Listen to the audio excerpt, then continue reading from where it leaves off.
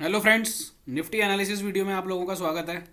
And इस video में हम 30th ऑफ जनवरी के लिए एनालिसिस करेंगे और समझेंगे निफ्टी के चार्ट पे अभी क्या चल रहा है। एंड जो आज रिकवरी बनी है वो रिकवरी का क्या मतलब है वो समझेंगे, लेवल्स देखेंगे। सो चलते हैं निफ्टी के चार्ट पर।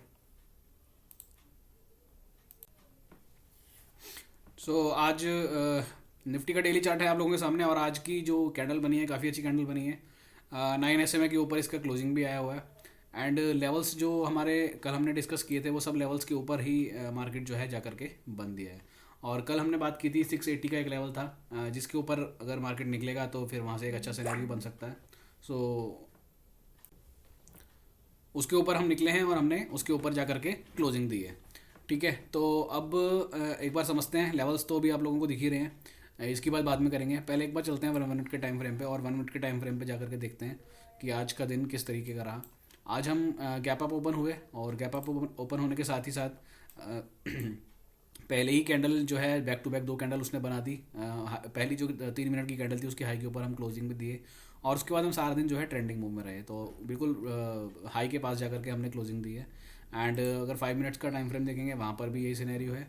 अब अगेन वही बात आती है, जैसे हम कई बार बात कर चुके हैं कि किसी भी टाइम फ्रेम से जब वो रिवर्स लेके जाता है तो उसे एक बार वहाँ संगम बनाना होता है। अब यहाँ संगम तो बना नहीं है।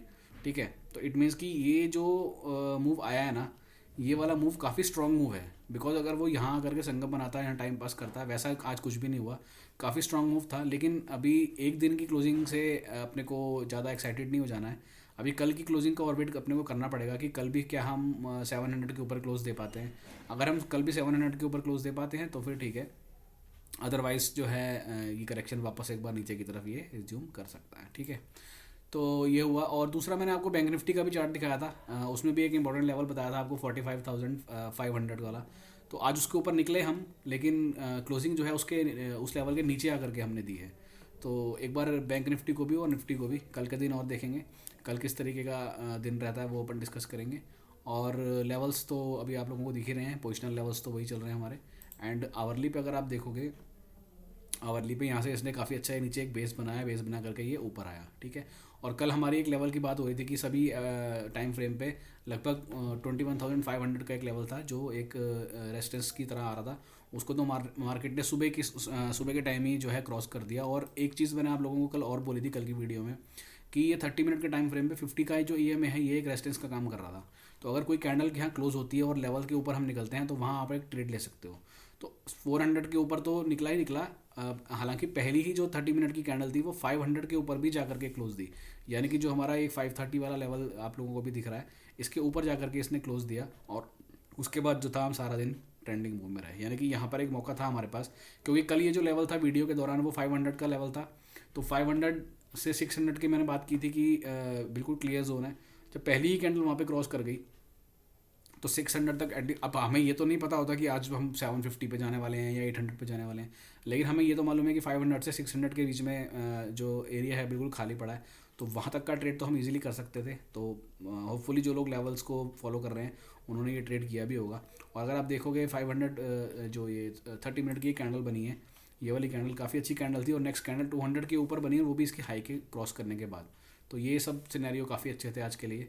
तो ट्रेंडिंग मूव था। हालांकि जो हमारा ग्रुप है, प्राइवेट ग्रुप है, वहाँ पर मैंने एक पोस्ट डाला था कि 513-14 के ऊपर हम सस्टेन नहीं करेंगे। उम्मीद थी नीचे आने की, क्योंकि कुछ काम पेंडिंग रह गया निफ्टी का ना छोटे टाइम फ्रेम पे। तो लेकिन आज उसने उसको फॉलो नहीं किया, तो वो जो हमारा सोचना था या जो व्यू था वो थोड़ा सा रॉन्ग निकला है। तो अब जैसा मैंने बोला कल की क्लोजिंग का अपने को वेट और करना पड़ेगा, उसके बाद अपन चल के देखेंगे कि क्या सिनेरियो बनता है। और अब जो लेवल्स हैं वो लेवल्स आप लोगों की स्क्रीन पर हैं। नीचे की तरफ, अब ऊपर की तरफ कोई भी ऐसा एरिया नहीं है जो रेजिस्टेंस का काम कर सकता है एज़ पर लेवल्स।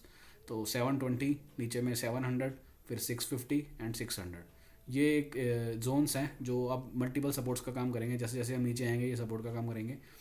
मैं रिपीट करता हूँ, 720, 700, 650 और 600, मतलब 50-50 पॉइंट के बीच में आपको ये एरियाज ऐसे दिख रहे हैं। ठीक है, ये सपोर्ट का काम करेंगे, और देखते हैं कल की क्लोजिंग किस तरीके की रहती है, कल मार्केट किस तरह बिहेव करता है। एक बार बैंक निफ्टी का भी चार्ट देख लेते हैं। बैंक निफ्टी में भी मैं आपको वो जो लेवल्स जिसकी कल बात हुई थी वो दिखा देता हूँ। तो कल हमने बात करी थी कि ये जो लेवल है 45,500 इसके ऊपर क्लोजिंग चाहिए अपने। तो आज हम निकले उसके ऊपर, काफ़ी ऊपर गए, 660 तक गए, लेकिन क्लोजिंग आते आते हम वापस नीचे आकर के बंद दिए हैं। और निफ्टी के कंपैरिजन में बैंक निफ्टी की क्लोजिंग इतनी अच्छी नहीं है जितनी निफ्टी की क्लोजिंग अच्छी आई है। तो देखेंगे अब कल का सिनेरियो किस तरीके का बनता है और फिर आगे क्या रहता है। तो अगर आप बैंक निफ्टी में ट्रेड करते हो तो बैंक निफ्टी के लेवल भी आप देख लो, 45,700 का लेवल अगर कल ब्रीच हो जाता है, और ये जैसे आप दिख भी रहा है आपको कि आवरली पे 50 EMA का रेजिस्टेंस ले रहा है, तो इसके ऊपर अगर आपको कोई कैंडल जाती दिखती है या क्लोजिंग दिखती है तो उसके बाद ऊपर में 46,200 तक बीच में कोई भी ऐसा रेजिस्टेंस का एरिया नहीं है।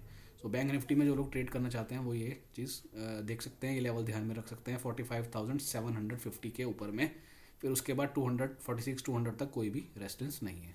ठीक है जी, चलिए तो वीडियो यहाँ क्लोज करते हैं एंड फिर मिलेंगे कल की वीडियो में, नेक्स्ट वीडियो में फिर आगे की बात करेंगे। Okay, bye bye, thank you.